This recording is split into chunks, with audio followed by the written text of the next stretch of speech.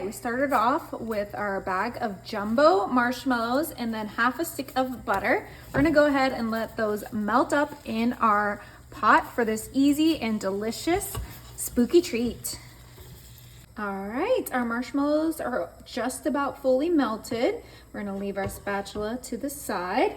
And now we're gonna bring in our Oreo cookies and cream instant pudding, and we are going to put that whole package right into our melted marshmallows and butter. This is just going to make the best flavored dessert, and it's just going to add a nice little spooky touch to what we're going to make. So let's just give this a nice stir, and then once we get those few little marshmallows fully melted, we'll be ready for our next step. Ooh, looks so good.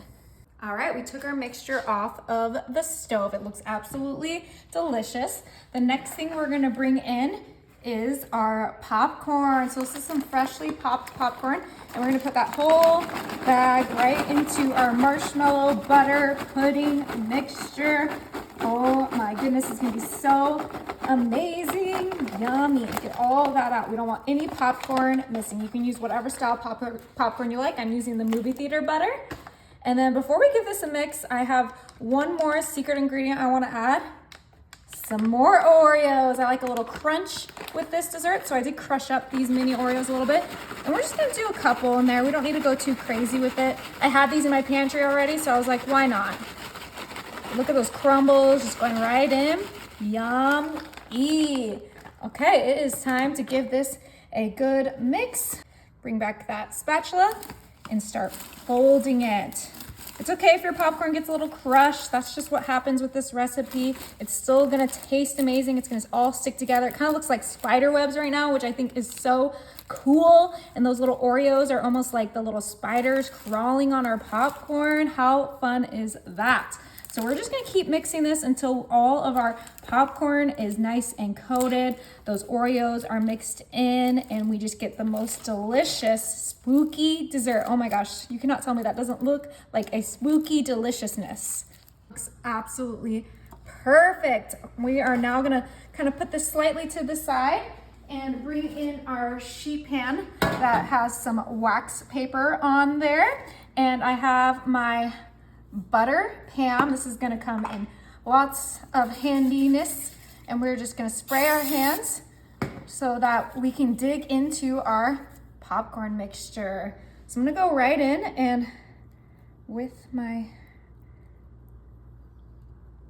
hand, we're gonna kind of clump it together to make a popcorn ball. Be light with your touch so that you don't construct your popcorn ball as you are placing it down. All right, so this makes about a dozen, but we're just starting off with these 6 so they don't melt together. And we're gonna finish this off with some spooky sprinkles, totally optional. I just think it adds such a fun little burst of color to our spooky treat, and it ultimately is what makes it so spooky. There's some eyeballs in here, some little Frankenstein fingers, and don't worry, we can reuse those sprinkles that don't fall directly and stick to our delicious popcorn balls. All right, you guys, we are gonna let these cool in the fridge for about 30 minutes, and then they're gonna be ready to devour. Oh my, these look so delicious, you guys.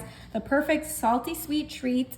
And now that they've chilled, they just come right off of our wax paper, and we can display them on our little spider plate, which seems fitting for those little spider webs we are making in the pot today. Halloween is all about the candy and the sweets. Oh, this looks so good. Okay, it's time to give one a try. I think I'm gonna go for this one right here. That is just perfection in a dessert. And since it's cooled down, it's not like sticky on your hands. Like, look, it doesn't stick. So let's give it a try. I'm gonna take that little eyeball off.